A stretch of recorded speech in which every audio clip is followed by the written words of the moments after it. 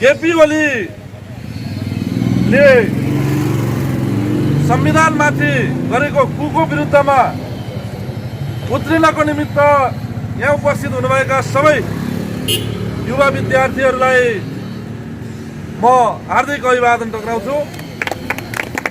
साथीहरू, हामी देखिरहेका छौँ यो देशमा केपी ओली प्रधानमन्त्री भइराख्दाखेरि यो देशमा केपी ओलीले गरेका हरकतहरू हामी निहालिराखेका छौँ र अहिले त आउँदाखेरि उनले हिजो जुन व्यवहार देखाइराखेका थिए, उनी यो गणतन्त्रको निमित्त लडेका होइनन् भनेर जो प्रश्न उठिराखेको थियो त्यो आज साबित भएको छ।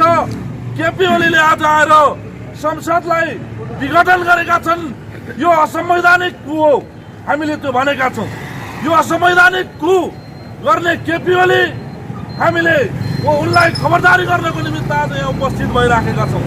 तसर्थ यो असंवैधानिक कु राष्ट्रघात हो भनेर हामी भनेका छौँ।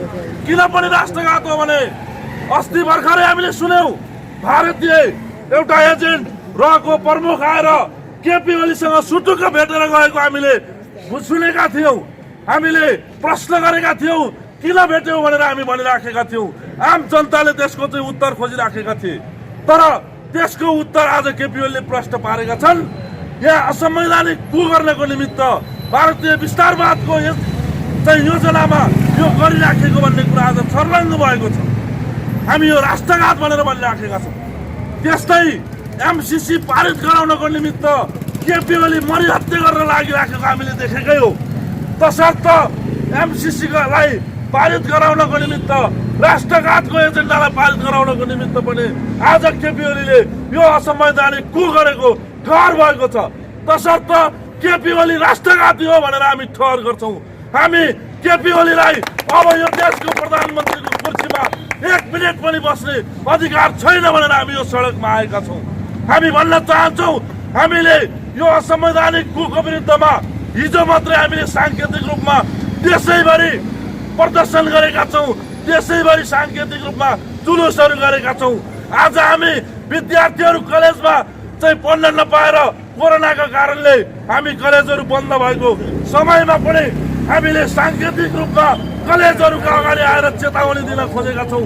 हामी भन्न चाहन्छौँ, लाखौँ युवा विद्यार्थीहरू केपी ओली जस्तो चाहिँ प्रतिगामी एजेन्ट बनेर प्रतिगमनको चाहिँ नाइके बनेर आउने केपी ओलीको विरुद्धमा हामी प्रतिकार गर्नको निमित्त लाखौँ युवा विद्यार्थीहरू तयार छन् भन्ने सन्देश लिएर आएका छौँ।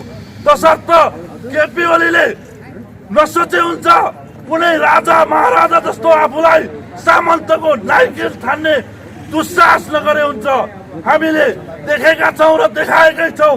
आम युवा विद्यार्थीहरूको तागतले देखाएको छ राजा महाराजाहरूलाई कसरी कुर्सीबाट झारेर फालिएको छ। त्यो इतिहास हामी सामुन्ने अगाडि छ।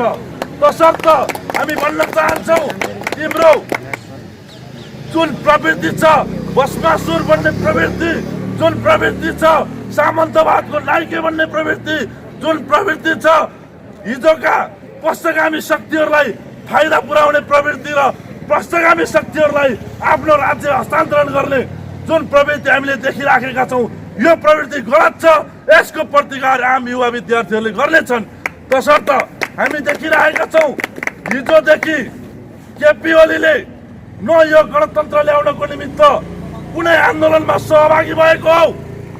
विद्या भण्डारीले तपाईँहरूले कहीँ देख्नु भएको छ यो गणतन्त्र संहिता र परिवर्तन ल्याउनको निमित्त कुनै पनि आन्दोलनमा सहभागी भएको हामीले कहीँ देखेका छैनौँ। उनीहरू हिजो पनि प्रतिगमनकारी शक्तिका एजेन्ट थिए, आज पनि त्यही प्रो बोलेछ। हामीले देखेका छौँ हिजो उनीहरू यो कुन आन्दोलनमा सहभागी थिए। तसर्थ हिजो पनि उनीहरू बैलगाडा चढेर अमेरिका पुगिँदैन भनेर कुर्लिरहेका केपी ओलीहरू आज पनि यो सत्तालाई, यो गणतन्त्र उनीहरूलाई मन परेको छैन, यो संहिता उनीहरूलाई मन परिएको छैन। केपी ओलीको सरकारले होइन तल तलसम्म सर्कुलर गरेर गणतन्त्र संघीय लोकतान्त्रिक गणतन्त्र नलेख्नु भनेर चाहिँ घोषणा गरेको छ। यो के हो? यो कुन खालको प्रवृत्ति हो? यो हिजोका राजावादीहरूलाई चाहिँ संरक्षण गर्ने, हिजोका चाहिँ पञ्चहरूलाई ल्याएर आफ्नो सत्ता हस्तान्तरण गर्ने काहीँ न काहीँ षड्यन्त्र हामी देखिरहेका छौँ। तसर्थ हामी उनलाई खबरदारी गर्न चाहन्छौँ। हामी उनलाई भन्न चाहन्छौँ त्यो दुस्साहस र सपना अब नदेख। कुनै पनि सामन्तहरू कोही पनि नाइके सामन्तको नाइके बन्ने सपना प्रतिगमनकारीको एजेन्ट बनेर यो देशलाई विदेशीहरूको हातमा सुम्पने तिमीहरूको सपना छ भने त्यो सपना नेपाली जनताले चकनाचुर पार्नेछन्। हामी त्यसैको निमित्त खबरदारी गर्ने आएका छौँ। हामी भन्न चाहन्छौँ केपी ओली को हो? यो देशको केपी ओली प्रधानमन्त्री संविधानभन्दा माथि हुन्छ। यो देशमा आम नेपाली जनताले निर्माण गरेको संविधान छ। आज संविधानभन्दा माथि गएर निर्णय गर्ने केपी ओली यो देशको को? हामी त्यो भन्न चाहन्छौँ। हामी चुनौती दिन चाहन्छौँ। संविधानभन्दा माथि हिजो राजा हुन्थे, हिजो राजा हुने गरेको थियो। त्यो राजाले गरेका गलत निर्णयहरू हुन थालिसकेपछि हामीले त्यो राजालाई फालेर यो संविधानभन्दा माथि अब कोही पनि हुँदैन भनेर हामी संविधान निर्माण गरेका हौँ। तसर्थ अर्को राजा बन्ने दुस्साहस गर्ने केपी ओलीलाई हामी चुनौती दिन चाहन्छौँ। संविधानभन्दा माथि हुने तिमीसँग कुनै अधिकार छैन। यदि त्यस्तै हो भने बालुवाटारबाट घिसारेर बालकोट पुर्याउनु नपरोस्। हामी त्यो केपी ओलीलाई र सँगसँगै राष्ट्रपति जस्तो सम्मानित संस्थालाई दुर्व्यवहार गर्ने, राष्ट्रपति जस्तो सम्मानित एउटा पदको चाहिँ मर्यादा कायम गर्न नसक्ने विद्यादेवी भण्डारी हामी देखिरहेका छौँ। आज केपी ओलीले जे लग्यो त्यही पास गर्ने आज हामीले बजारमा सुनिराखेका छौँ।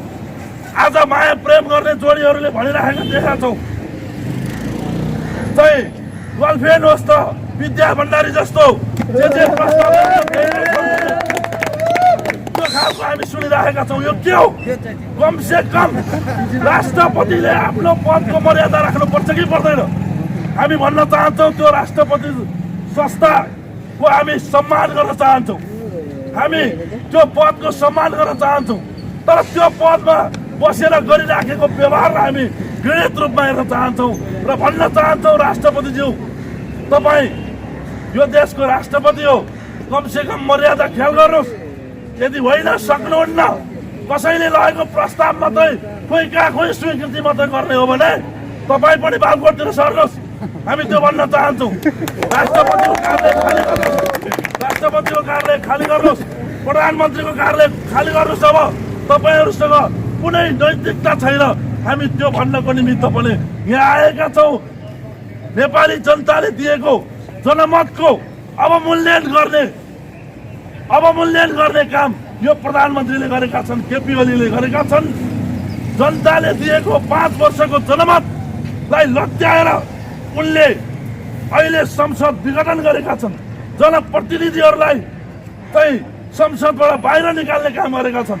तसर्थ हामी सभामुखलाई भन्न चाहन्छौँ, सभामुखज्यू यो अधिकार तपाईँलाई छ। जनताले सडकबाट अधिकार प्रत्यायोजन गर्न हामी तयार छौँ। हामी त्यसको निमित्त लड्छौँ। सङ्घीय लोकतान्त्रिक गणतन्त्रको निमित्त, रक्षाको निमित्त लाखौँ युवाहरू फेरि पनि बलिदान गर्न तयार छन्। तसर्थ बैठक बोलाउनुहोस्, सबै संसदहरूलाई बैठक आह्वान गर्नुहोस्, सङ्घीय संसदको बैठक आह्वान गर्नुहोस् र केपी ओलीलाई प्रधानमन्त्रीबाट निष्कासन गर्नुहोस्। सङ्घीय संसदले नयाँ प्रधानमन्त्री चुन्ने अधिकार राख्दछ। तसर्थ तपाईँ अगाडि बढ्नुहोस्। हामी लाखौँ युवाहरू सडकबाट साथ दिन तयार छौँ। हामी भन्दै आएका छौँ, हामी हिजो पनि ती शासकहरूसँग लड्दै आएका हौँ। हिजो 10 वर्षको महान जनयुद्धमा पनि हाम्रा हजारौँ शहीदहरूले रगत पकाएर आएका हौँ। ती शासकहरूका विरुद्ध लड्नको निमित्त बन्दुकसँग बन्दुक, लट्ठीसँग लट्ठी, जेसँग त्यही खालको चाहिँ प्रतिरोध गर्दै आएका हुन्। आज केपी ओलीले जुन खालको आफूमा अहङ्कारवादी, आफूलाई सामन्तवादी नाइके जस्तो सोचिराखेको छ, त्यसको विरुद्ध लड्नको निमित्त जुनसुकै परिस्थितिको सामना गर्न युवा विद्यार्थीहरूलाई तयार रहन र हामी तयार छौँ भन्ने अपिल गर्दै आजको यो कार्यक्रम यही समापन भएको घोषणा गर्छु। धन्यवाद।